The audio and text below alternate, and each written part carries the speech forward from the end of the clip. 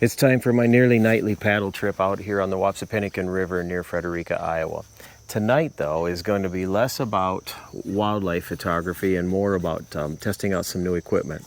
Today I took delivery of this new wireless mic system, the DJI Mic system. I compared it to the Rode. I had a Rode mic system ordered, and then I did a little bit more research and I decided to try this DJI out. I'm going to give it a try, have one mic on the mounted further up on the canoe, hopefully to pick up some paddle sound, hopefully not too loud, and then this mic to pick up my voice so I can do whatever narration. And again, this is less about paddling, less about wildlife photography, and more about testing out this mic system. The one thing to know, though, is if I get into some good wildlife photos, the audio test is paused and I'll shoot photos. So let's go out, let's give this a try, see how it sounds. Maybe it just picked up that bird, but let's go out, see how this sounds, and see if I'm going to like this system or not. It certainly offers a lot more than what I used before, much more compact, much more solid, and a whole lot more user-friendly. Offers me many, many options. So let's go out, let's give this a try and see what comes of it.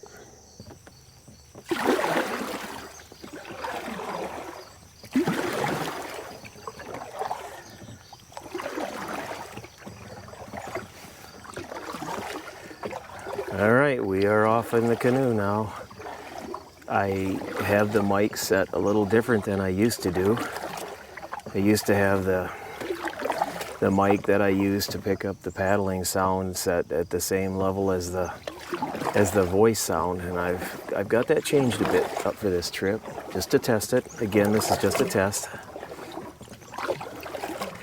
I don't know what to expect really, other than I guess I'm expecting some success, because this thing was really easy to figure out. I did watch a YouTube video on it just to make sure that I was looking at things correctly. But boy, everything seemed pretty intuitive. Not a whole lot to worry about. What's nice is being able to watch my audio levels as they're going into the system.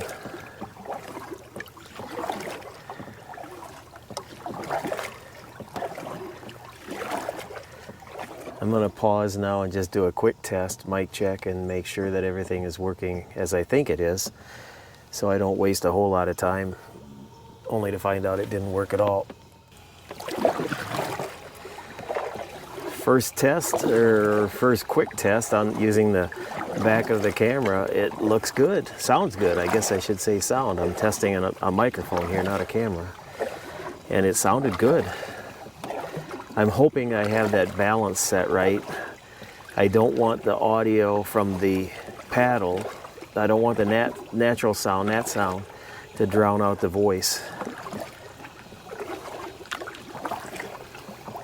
I need it loud enough to make it realistic, but not so loud that it dominates the audio track and ruins the video. I had a problem with my old system here, within the last couple of weeks, where the mic didn't work and everything was dependent on one, and that paddle sound was so dominating that I didn't even make a video out of it. It just ruined it was just too distracting to have that paddle sound so loud.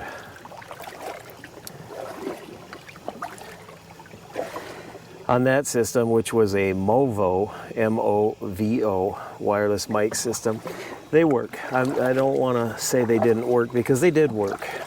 They were lav mics that fit up under, the one that I'm wearing fit under my shirt, and with a wire hanging down to the transmitter that I wear it on my belt, or put in my pocket, and then another wire to my external mic to pick up the canoe paddle sounds. It worked. Oh, and then you have the receiver as well with a wire. This one's got a cable for that. You have to have that so you can take the output of the receiver into the camera. But these didn't have any wires on them at all, the microphones. And they've got the built-in mic, which is what I'm testing now. Eventually, if this isn't what I want, I can always hook up my external mics and see if that makes a difference. But if this works like I hope it does, it's going to really simplify things for me. And I gotta say, the build quality and the technical advancements on this mic system are generations ahead of that Movo, which was, you didn't have any displays, whereas this one, there's displays that show me battery power, and not only that, it's recording the audio right in the mic as well. So if it doesn't transmit to the receiver directly into the camera, I will still have the audio track recorded on the mic that I just have to dump out that audio file and then sync it up. So it's pretty exciting. I invited my wife along on this highly technical outing, and she declined, saying it was just a boy and his toys. And I don't think working with this equipment like this is necessarily a boy with his toys. And I think it's more going for the best possible quality that I can get. Staying within a budget.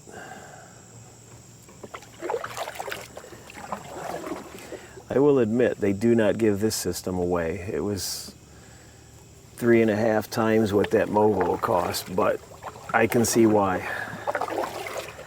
This appears to be some really nice stuff, and I'm anxious to listen to it on the computer.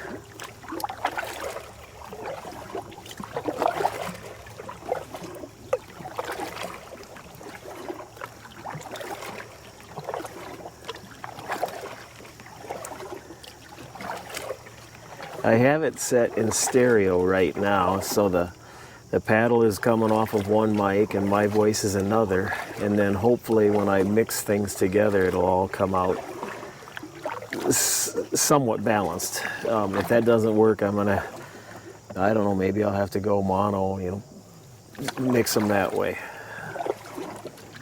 That's part of the learning process.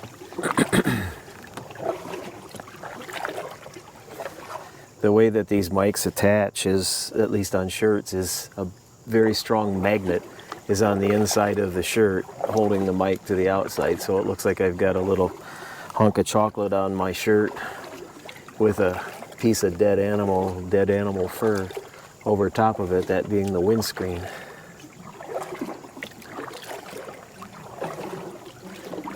And I do have the low cut filter on. That minimizes low frequency hum and noises.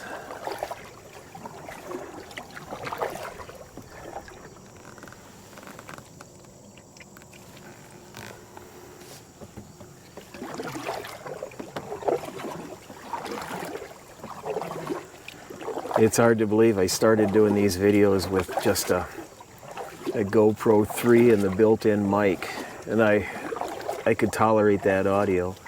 But as I worked with it more and realized that audio is just the weakest part of a GoPro camera. At least that's the camera I use for the videos, most of the videos. By switching to an external mic, it really makes a difference.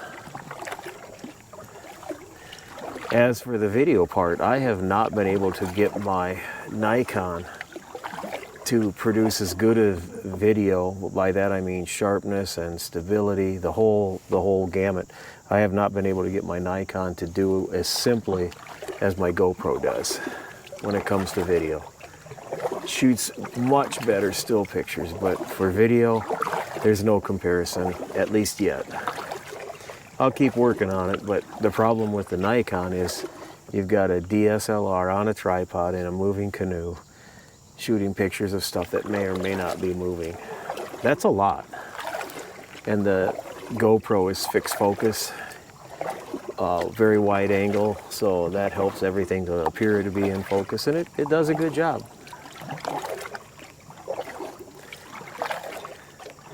I'll admit there was a period of time earlier this year I had just put the GoPro away. I was so frustrated with it. But then I studied it some more and started playing with it, and it seems to me like it does okay. It does all right for these types of videos.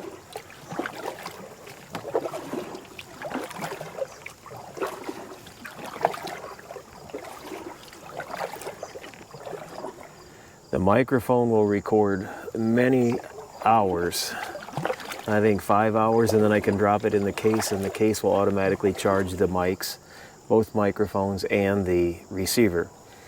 The GoPro itself will run about 40 minutes maybe on one battery if it's new, and I don't have too many new batteries, so if I have any concerns at all when I use the GoPro, it's at battery life.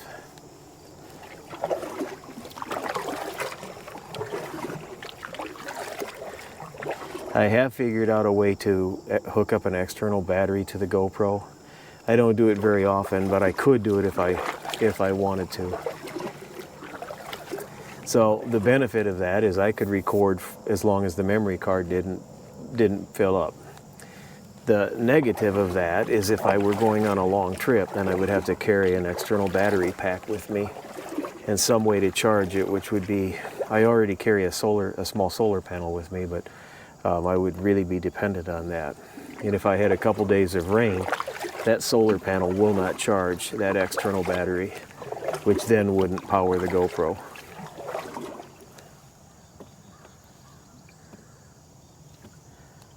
Seems to me like I'm making a lot of work out of my outdoor adventures, but I like to share them with others, either through YouTube videos or Facebook, through social media, or when I do programs for the public.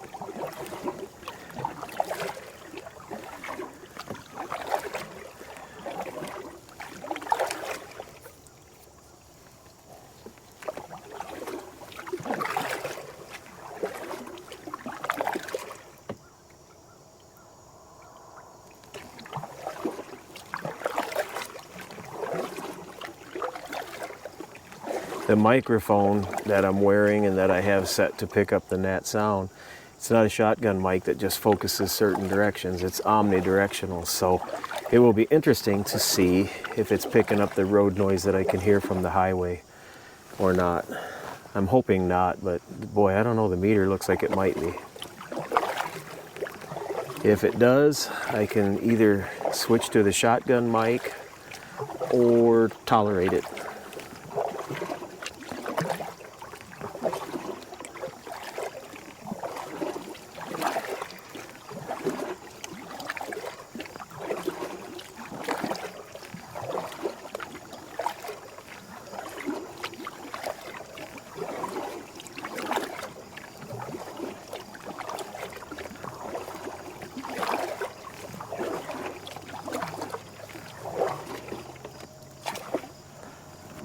Got a green heron to the side. Oh, we're not going to get a picture of it.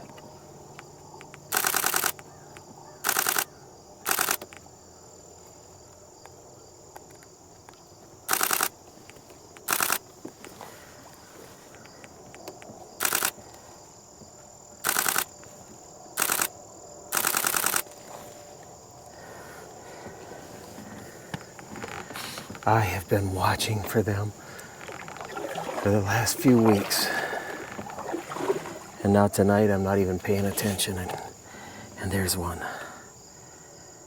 and I got pictures. Great.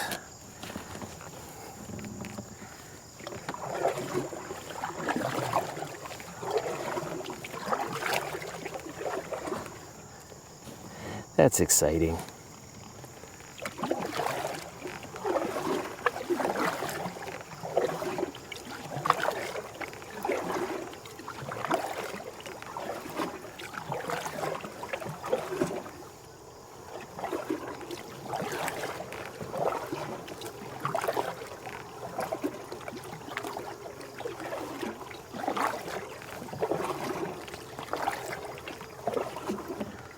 I think I'll go up here, paddle around this island, see what else I find, and then head back.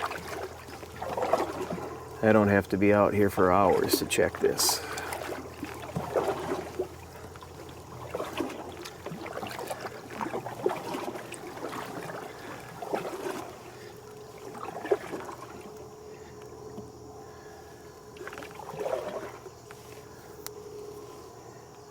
Based on what I'm seeing and hearing so far, I think it's going to work.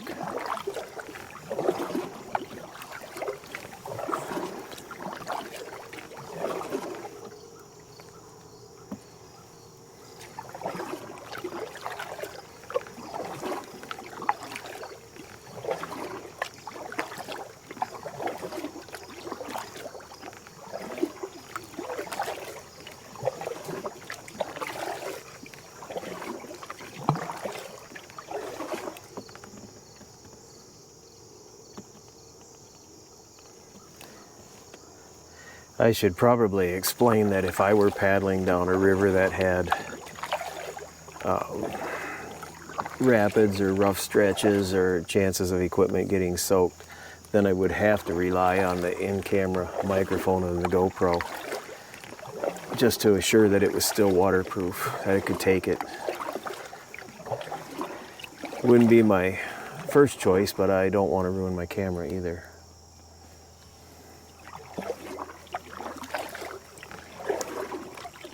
When I have the external mic adapter connected, it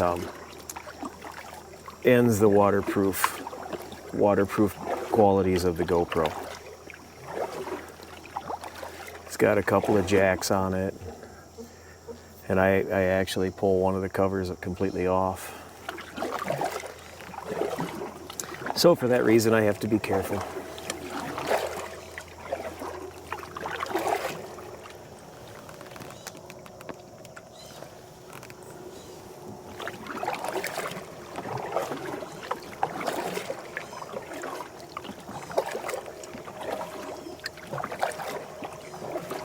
I can't believe I got pictures of that green heron so close. What are the chances? I don't know how many times I went up and down the river last night looking for them, and I always saw them in the trees, but never close enough to photograph. Tonight I'm not even paying attention and nearly spook it away before I realize it's there. And got very close pictures. What are the chances?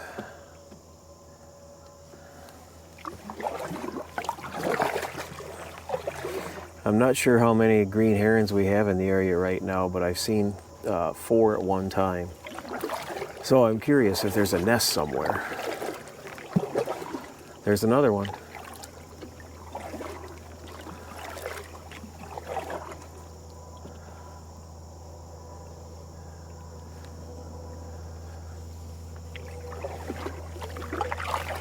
The wide field of view on the GoPro might not have made it easy to see, but it flew in front of the canoe.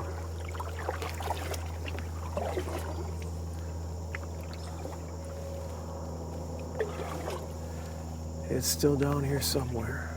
There it is. There's another one. There's all kinds of them. A couple of years ago, my buddy, just before he died, he and I found 4 altogether. 4 or 5, I'd have to look.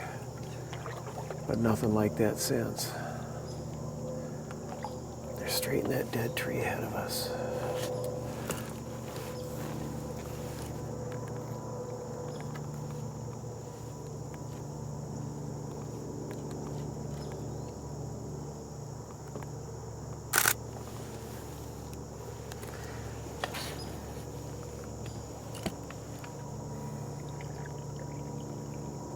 I don't want a picture with a bunch of sticks in the way. Let's see where they move to.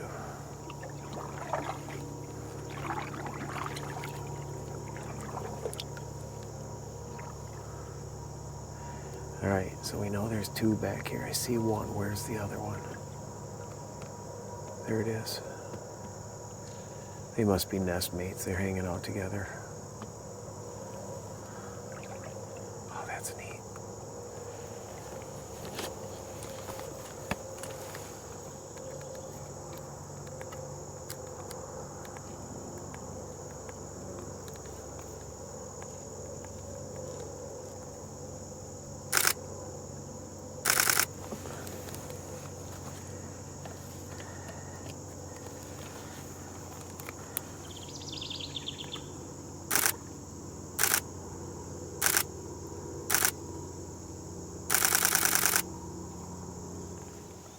All right,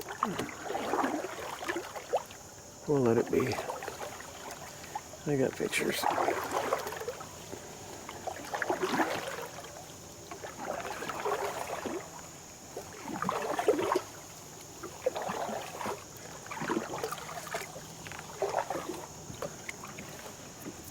It's important to appreciate them enough to photograph them, but not so much that you harass them. There's one flying away.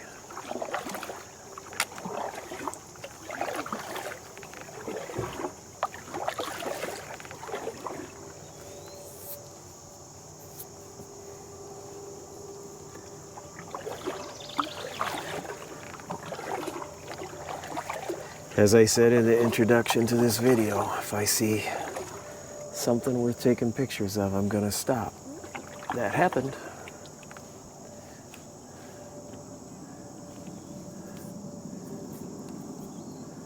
Another green heron's way up on top of that tree. Just be a silhouette now.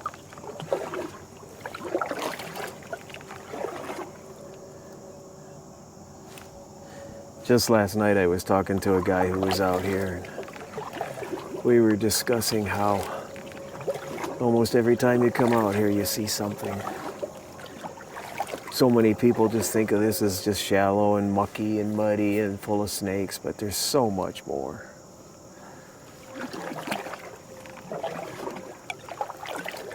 This type of habitat to me is so much more attractive than, say, a big lake. Wide open lake. But if I was fishing, no, this wouldn't be so much. But for wildlife observation, I can't complain.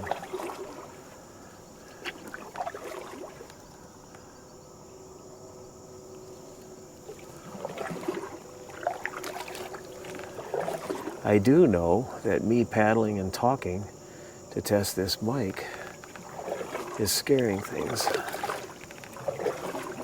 So after tonight, assuming that everything tests out fine with this, I'll start getting back to paddling more stealth-like so I can sneak up on things and see more as it's just doing what it normally does versus flying away or running away.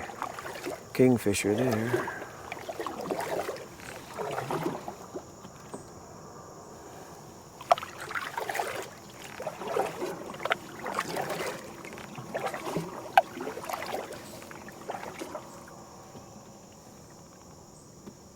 Some of the reviews that I read about this mic system is that DJI is not generally thought of as an audio company.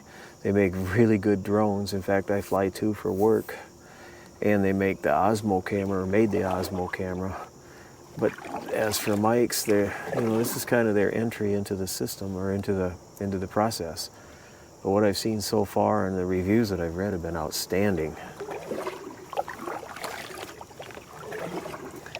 One of the things about the Rode mic that I didn't like, and probably the main reason that I canceled my order, was the fact that I had to go to an app to adjust many of the settings. And I don't want to mess with an app to adjust settings. Whereas this DJI, I can control all of it right from the receiver. It's got multiple screens. I just scroll through it. Actually, it's very much like when I adjust settings on my GoPro. It's all touch screen, and slide through them or pull down, pull up. And I just need to get familiar with them. But that's a whole lot easier than worrying about using an app and making sure your phone battery is charged and the hassle that goes with that.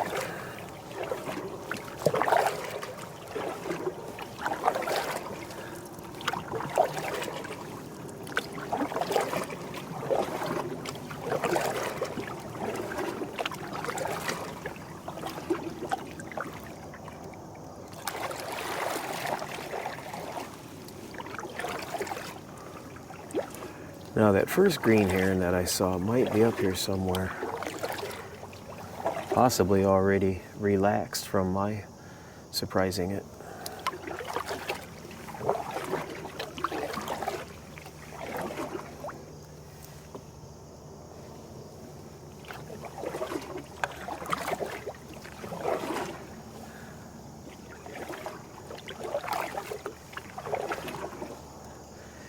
For those wondering, I'm using a GoPro Hero 7. It's on a gooseneck clamp to one of the thwarts on my canoe, and the canoe is a Old Town pack canoe, angler edition. Real lightweight, and then I've got Nikon equipment with me to shoot photos, to shoot still photos. I can do video, like I said, but it's not very easy coming out of or trying to do it out of a moving canoe. Now, where did that green heron go? I'll be lucky to see it again. I'll be really lucky to see it close.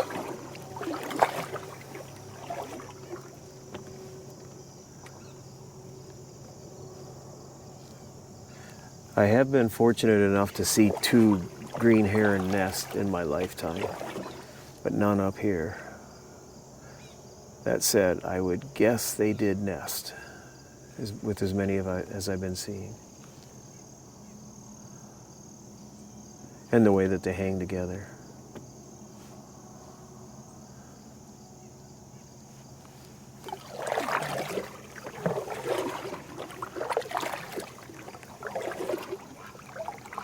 There's a great blue heron taking off.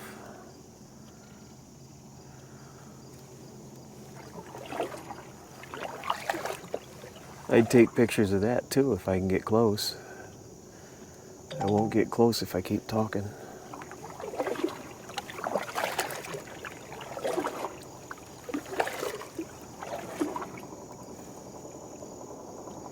And 2 great blue herons. One one to the left side of the island and one to the right. 3 great blue herons. There's another one.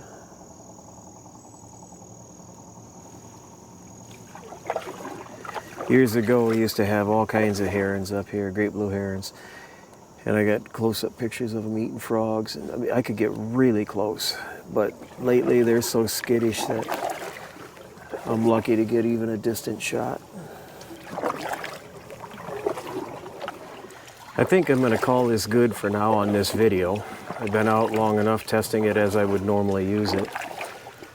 And I should know, when I get home and look at it on the computer, listen to it on the computer, I should know if it's going to work. If you have any questions or comments or tips for me, feel free to send me an email. If I find something really interesting, worthy of a second video to update this system and what I have learned, I'll certainly do that.